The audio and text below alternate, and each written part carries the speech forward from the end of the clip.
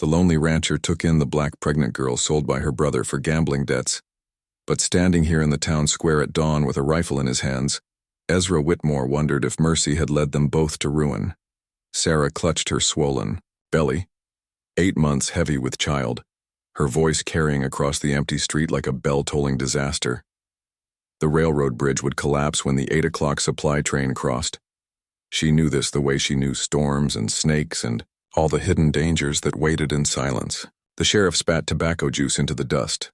The railroad foreman straightened his vest and called her hysterical.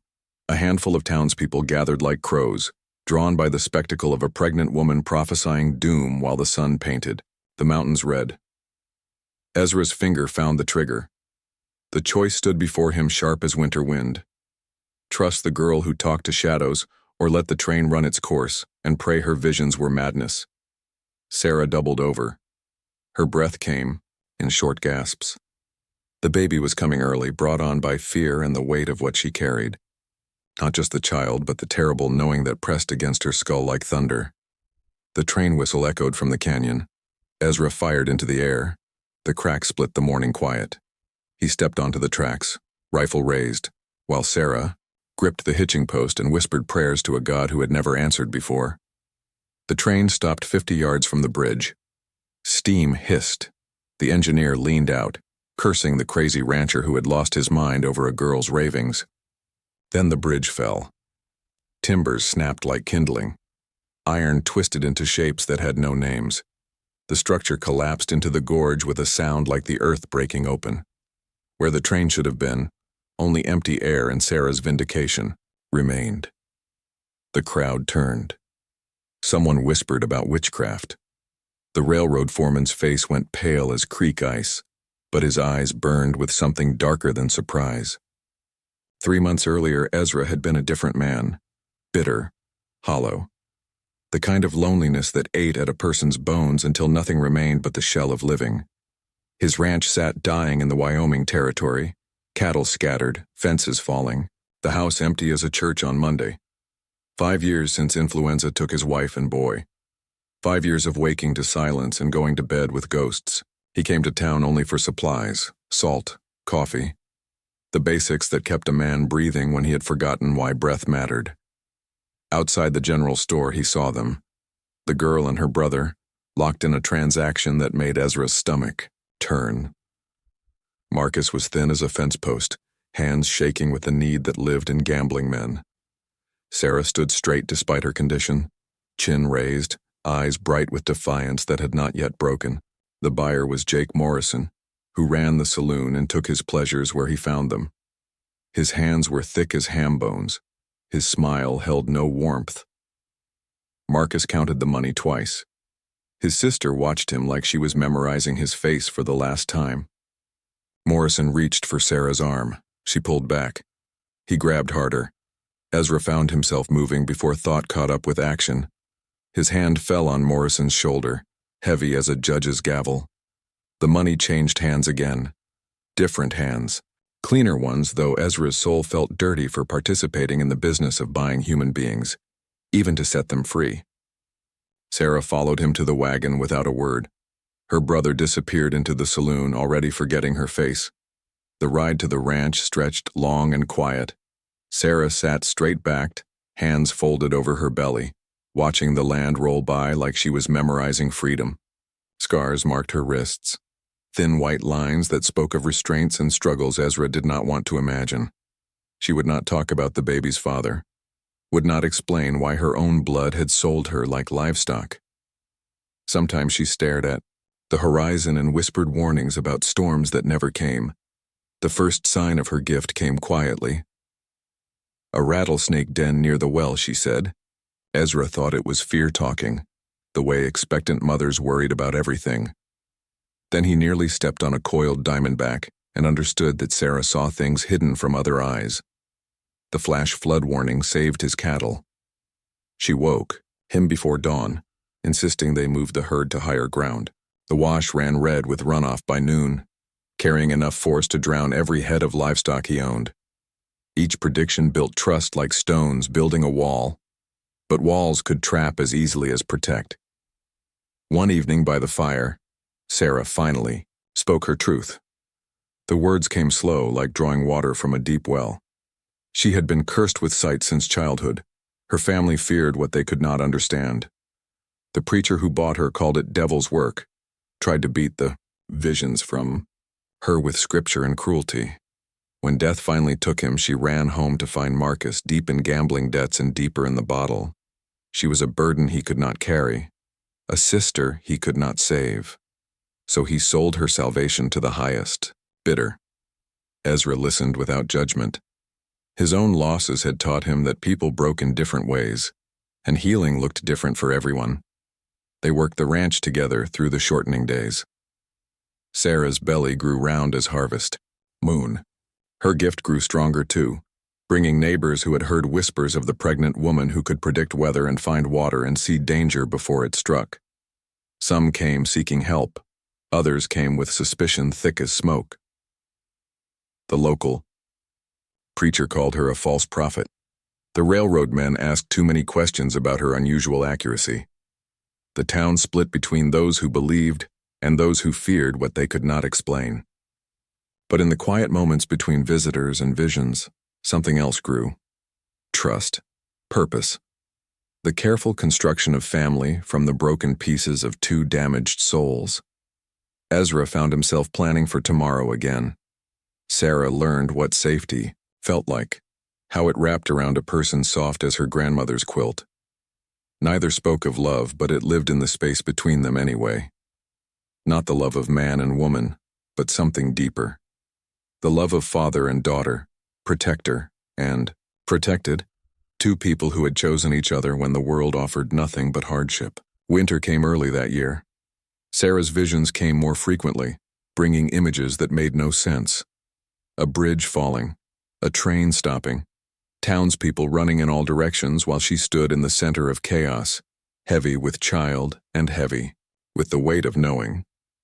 She did not understand the vision's meaning, only its certainty. Something terrible approached on rails of iron and steam. Something that would test every bond they had built through the long months of learning to trust. The vision always ended the same way, with choice, with sacrifice, with the understanding that some gifts came at prices too high to pay, and others at prices too important to refuse. Sarah's gift bloomed like wildflowers after rain, spreading across the territory with each passing week. Her belly rounded with winter's approach, and the visions came stronger now, clearer, demanding attention like children tugging at her skirts. She found the Johnson family's lost cattle in a box canyon 3 miles from where anyone had thought to look.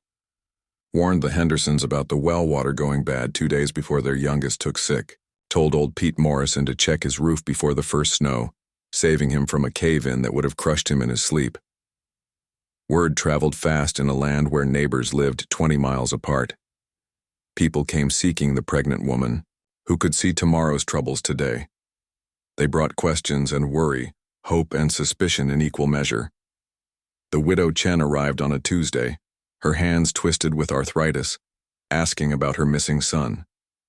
Sarah closed her eyes and saw him safe in Denver, working the mines, too ashamed of his empty pockets to write home. The woman wept with relief and left a jar of peach preserves on the kitchen table.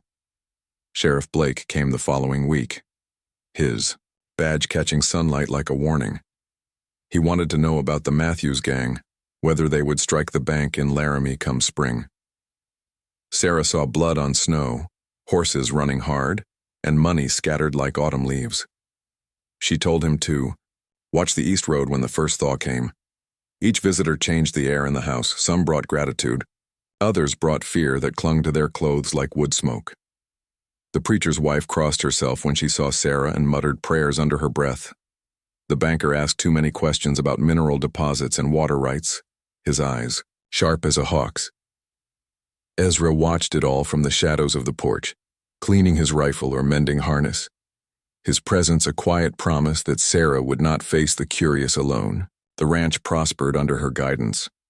They moved the cattle to better grazing, found a spring that had hidden itself for generations, avoided the early blizzard that buried the Stevenson place under 8 feet of snow. But prosperity drew attention, like honey drew flies. The railroad men came in November, their black suits strange against the brown landscape. They asked about the unusual success of the Whitmore Ranch, about the woman who seemed to know things no one should know. Their questions felt like hands searching through private drawers. Foreman Clayton had eyes like winter ice. He smiled when he spoke, but the smile never reached those cold places where his thoughts lived. He wondered aloud about Sarah's predictions, how accurate they were, whether she might be interested in more lucrative arrangements than ranching. Ezra sent them away with words sharp as barbed wire. But they left something behind, a sense of being watched, of plans forming in distant offices where men in suits decided the fate of people they would never meet. The town split like firewood under a sharp axe. The believers came to Sarah's door with their problems and pain. The fearful gathered in the church whispering about unnatural things and divine punishment. The practical-minded asked uncomfortable questions about how much one woman's gift might be worth to the right buyer. Sarah felt the division like a blade pressed against her throat. She had hoped for acceptance, found suspicion instead. The weight of other people's needs pressed down on her shoulders until she could barely stand straight. False labor struck during the town meeting about the new bridge construction. Sarah had come to warn about the unstable ground, the way the earth shifted and groaned beneath the proposed site. The pain hit her like lightning, doubling her over just as the crowd turned hostile. They accused her of theatrics, of creating distractions when she could not prove her claims. Mrs. Patterson called it divine retribution for trafficking with dark forces. The banker suggested she was being paid by competitors to disrupt progress. Ezra carried her from the meeting hall while angry voices followed like a pack of wolves. The pain faded, but the message remained clear. They had become targets in a war they never chose to fight. That night, Sarah's visions turned violent. She saw the bridge in her dreams, saw it falling, saw people running and screaming while she stood helpless in the center of chaos. The images came with tastes of iron and sounds of splintering wood. So real, she woke with tears on her cheeks. The vision always ended the same way. With choice. With impossible decisions and prices too high to pay. Winter deepened around them like a closing fist. The visitors stopped coming as snow blocked the roads. But the sense of watching eyes never left. Sarah felt them in the darkness beyond the lamplight, calculating, measuring, waiting for the right moment to strike. She told Ezra about the dreams, about the bridge that would fall and the train that would die unless someone acted. He listened without judgment, his weathered hands steady on his coffee cup, his presence an anchor in the storm of her fears.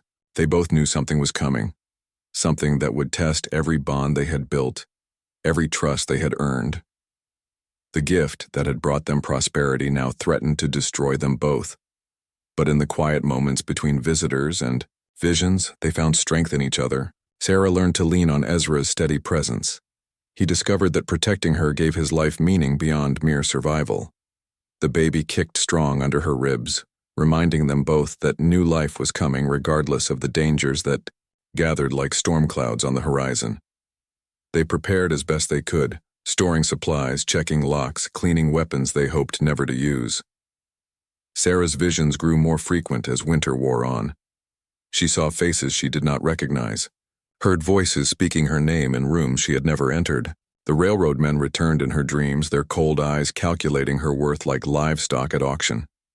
Something was hunting them across the frozen landscape, something patient and cruel, willing to wait for the perfect moment to strike. The knowledge sat in Sarah's chest like a stone, growing heavier with each passing day. Spring would bring more than melting snow and green grass. It would bring decisions that could not be unmade, choices that would echo across generations. Sarah felt the weight of tomorrow pressing against her skull, demanding attention, demanding action. The bridge would fall, the train would stop, and, in that moment of chaos and choice, everything they had built together would either stand strong or crumble like sandcastles before the tide. Marcus returned with the spring thaw, riding a borrowed horse and wearing guilt like an ill-fitting coat. Blood stained his shirt where something sharp had found him. His hands shook when he dismounted, and his eyes carried the hollow look of a man who had seen his own grave. Sarah ran to him despite her swollen belly, 8 months heavy now and awkward as a ship in shallow water.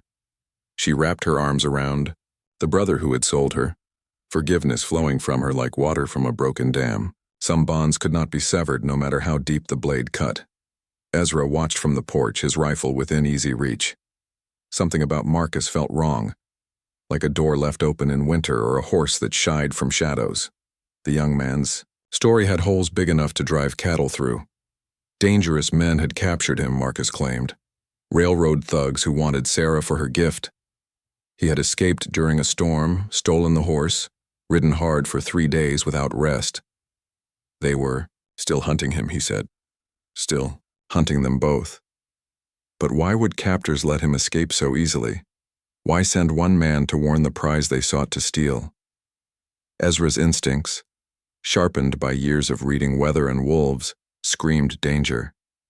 Sarah wanted to believe, needed to, believe that her brother had found redemption in the wilderness, that blood still mattered more than money. She cooked his favorite meals, tended his wounds, listened to his stories of pursuit and narrow escapes. Marcus integrated himself into their routine like a splinter working deeper into flesh. He helped with morning chores, mended fence, asked casual questions about Sarah's visions and their timing. When did she know things? How far ahead could she see? Did the railroad men suspect how accurate her predictions were? The questions felt innocent enough. A brother's concern for his sister's welfare. But they accumulated like storm clouds, dark and heavy with unspoken purpose. Sarah's visions intensified as her time drew near. She saw the bridge collapse again and again, each dream more vivid than the last. The sound of splintering timber, the sight of twisted metal falling into empty air, the taste of fear sharp as copper pennies on her tongue. Now she saw more. Men, in dark suits examining weakened support beams. Hammers and saws working by moonlight. The deliberate sabotage disguised as structural failure. They were planning to destroy the bridge themselves, then blame her curse when she inevitably predicted the disaster. The trap was elegant in its cruelty. Sarah's gift would become the weapon used to destroy her. She tried to explain the vision to Marcus over dinner, seeking comfort in family connection. He listened with the intensity of a man taking notes, his questions probing deeper than brotherly concern required. How certain was she about the timing? Would she warn the town regardless of the consequences? Ezra caught the hunger in Marcus's eyes, the way he leaned forward when Sarah spoke of her visions. This was not the concern of a protective brother. This was the attention of a hunter studying prey. That night, Ezra confronted his suspicions. Marcus had not escaped from railroad thugs. He had been sent by them, carrying orders like a disease in his blood. The Wounded Brother Act was theater, designed to lower their guard and position him for betrayal. The argument that followed split the house like an axe splitting wood. Sarah defended her brother with fierce loyalty while Ezra pressed his case with grim certainty. Both were right. Both were wrong. Family loyalty and survival instinct warred in the space between them. Marcus played his part perfectly, wounded by Ezra's accusations, hurt by the lack of trust. He spoke of redemption and second chances, of the love between siblings that should transcend past mistakes. His performance was flawless except for the moments when he thought no one was watching, when his mask slipped and revealed the calculation beneath. The trap sprang on a Tuesday night when rain drummed against the windows like impatient fingers. Marcus offered Sarah tea to calm her nerves, to help her sleep despite the baby's restless kicking. The cup smelled of chamomile and something else, something bitter that made her gift scream warnings in her skull. She pretended to drink while her mind raced. Her own brother, flesh of her flesh, had come to drug her into helplessness. The betrayal cut deeper than any physical wound, severing the last threads of naive trust that had survived their childhood. Sarah signaled Ezra with her eyes, a communication born of months spent reading each other's thoughts. He moved to the gun cabinet with casual purpose, checking the loads while Marcus watched Sarah for signs of the drug's effect. The railroad thugs arrived at midnight, their horses muffled by mud and careful planning. They surrounded the house like a closing, fist, confident that their inside man had prepared the way. Marcus was supposed to have Sarah drugged and compliant, ready for transport to wherever the railroad bosses waited. Instead, they found Ezra at the window with his rifle and Sarah behind the overturned table, wide awake and furious as a cornered wolf. The trap had become a snare, and the hunters found themselves hunted. The confrontation unfolded in the lamplight like a deadly dance. Words were exchanged, threats made, positions taken. The railroad men demanded Sarah's cooperation. Ezra offered them a choice between leaving peacefully and leaving in pine boxes. Marcus stood frozen between loyalties, understanding finally that he had been used by men who cared nothing for his welfare or his sister's life.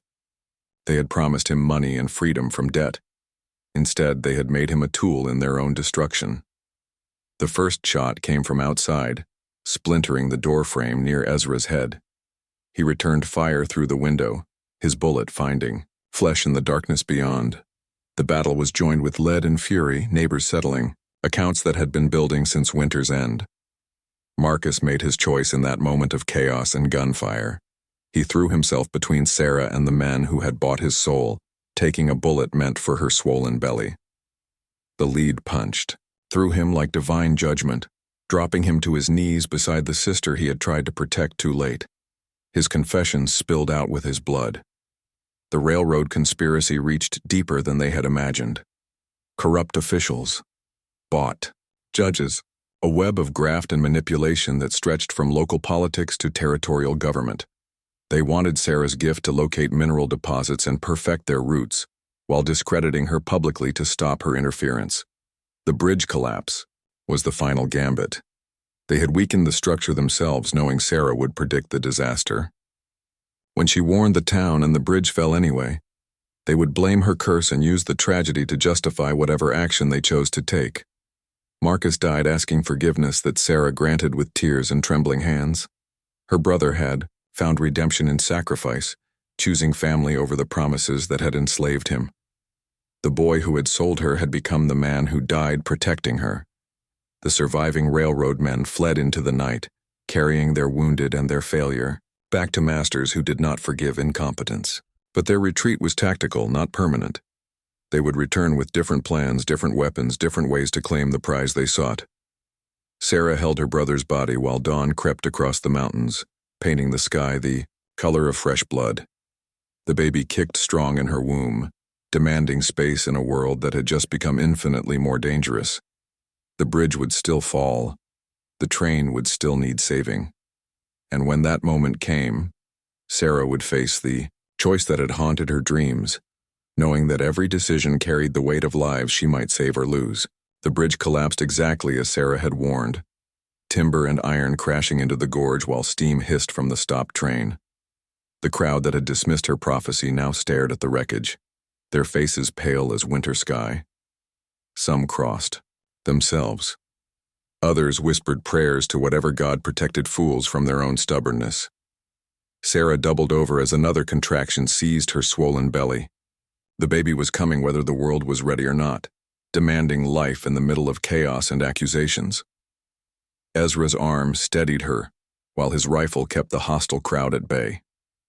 Foreman Clayton pushed through the gathering townspeople, his black suit dusty from the morning ride. His cold eyes surveyed the collapsed bridge, calculating losses that had nothing to do with human lives. When he looked at Sarah, she saw murder dressed up in legal language. The railroad had weakened the bridge themselves, just as Marcus had confessed with his dying breath. They had planned to blame Sarah's curse after the inevitable disaster, turning her gift into a weapon against her. Instead, her warning had saved lives and exposed their conspiracy for anyone wise enough to see. Clayton accused them of sabotage, anyway, his voice carrying the authority of money and political connections. He claimed Sarah and Ezra had destroyed the bridge to make her prediction come true, that their warning was proof of guilt rather than divine insight. But the crowd had changed since winter's end. The widow Chen stepped forward, her arthritic, hands clenched into fists, speaking of the son Sarah had helped her find. Old Pete Morrison limped to her defense, his roof still whole because of her warning. Sheriff Blake nodded slowly, remembering the Matthews gang and the blood on snow that had unfolded exactly as Sarah had foreseen.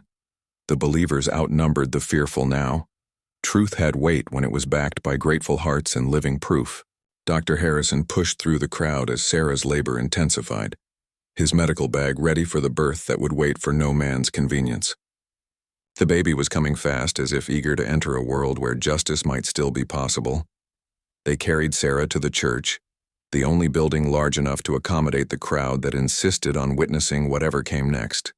She labored, on the altar where she had been condemned, surrounded by people who had learned to trust her visions more than the promises of men in expensive suits. The investigation began even as Sarah's daughter drew her first breath.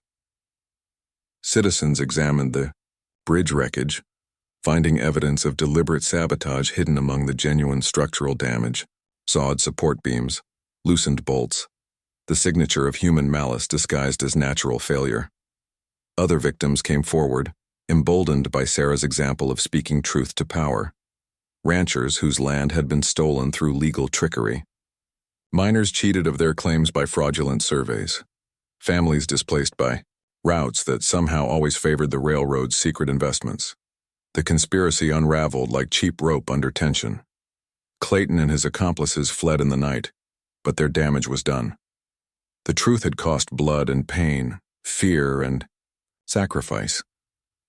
Justice came at prices that could never be fully paid. Sarah named her daughter Hope, holding the tiny life against her chest while the town celebrated around them. The baby's cry was strong and clear, a sound that promised better tomorrows despite the darkness that had nearly consumed them all. Ezra signed the adoption papers by lamplight, making official what his heart had claimed months ago. Sarah and Hope were his family now, bound by choice rather than blood, strengthened by trials that would have broken weaker bonds. The ranch prospered as spring turned to summer, not through supernatural advantage, but through community support and the honest work of people who had learned to trust each other. Neighbors helped with the harvest. The grateful brought gifts and labor. Love multiplied like seeds scattered on fertile ground. Sarah discovered that her gift was fading as her body recovered from childbirth. The visions came less frequently. Now, and when they did appear, they lacked the sharp clarity that had once cut through her dreams like broken glass. The supernatural sight that had defined her was dissolving like morning mist. She felt no sadness at the loss. Her gift had been a burden as much as a blessing, isolating her from normal human connection, making her a target for those who would exploit divine insight for earthly gain. She had learned that family and community were greater treasures than any mystical ability. A letter arrived from Colorado Territory, carried by a dusty rider who spoke of strange happenings and a woman who claimed to see the future.